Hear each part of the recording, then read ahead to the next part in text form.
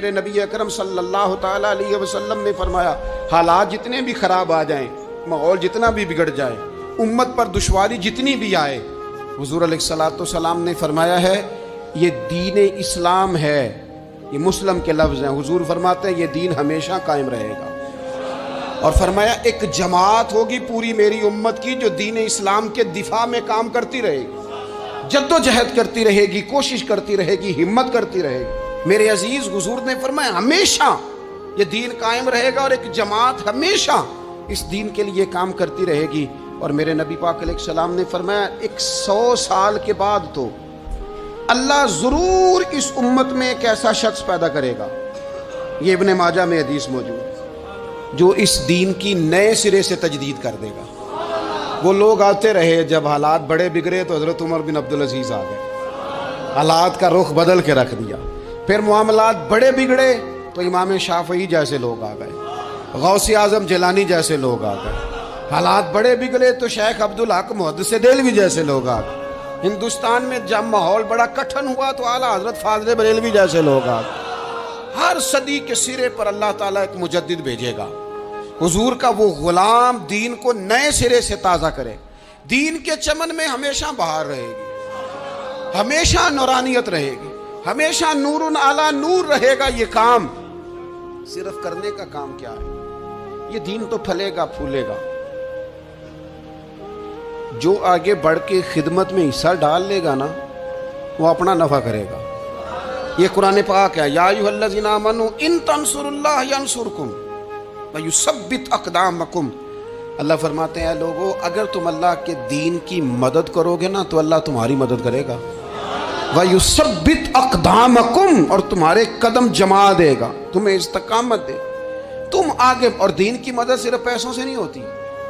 کوئی شخص سمجھے کہ فقط مال سے مدد ہوتی ہے، جب آپ وقت پر آ کر مسجد میں جمعے کی نماز ادا کرتے ہیں تو یہ بھی آپ دین کی خدمت ہی کرتے ہیں۔ جب آپ دینی اجتماعات کی رونق بڑھاتے ہیں تو یہ بھی آپ دین کی خدمت ہی کرتے ہیں۔ جب آپ کسی دین کے طالب علم کا حوصلہ بڑھا دیتے ہیں نا، بیٹے بڑی بات ہے قرآن پڑھتے رہنا، یہ بھی آپ خدمت ہی کرتے ہیں۔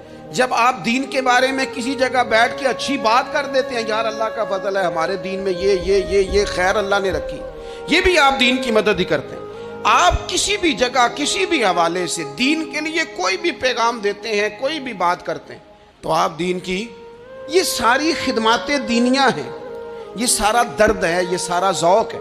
ہم اپنا اپنا حصہ جس طرح بھی ملا سکیں دین کی حمایت میں، دین کی مدد میں۔ جہاں کوئی ایسی بات ہو رہی ہو وہاں ہم دفاع کے لیے کھڑے ہو جائیں۔ ہر شخص اپنے اپنے مقام پر دینی ابلاغ میں، دین کی تبلیغ میں اپنا کردار ادا کرے۔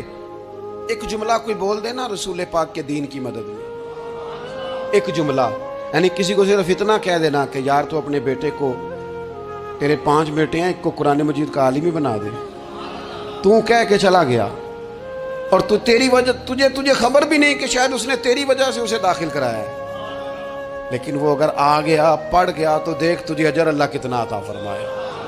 آتا جملہ بول کے دین کے معاملے میں معاون بنے، کوئی خیر کا لفظ بول کے معاون بنے۔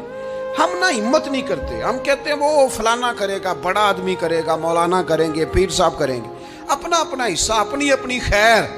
حضرت عمر نے بھی بڑا کام کیا ہے دین کی خدمت میں، پر سیدنا بلال کی خدمت کا کوئی انکار کر سکتا ہے؟ ڈیوٹی حضرت صدیق اکبر کی بھی زیادہ ہے، پر جناب سلمان فارسی کی خدمت کا انکار کیا جا سکتا ہے؟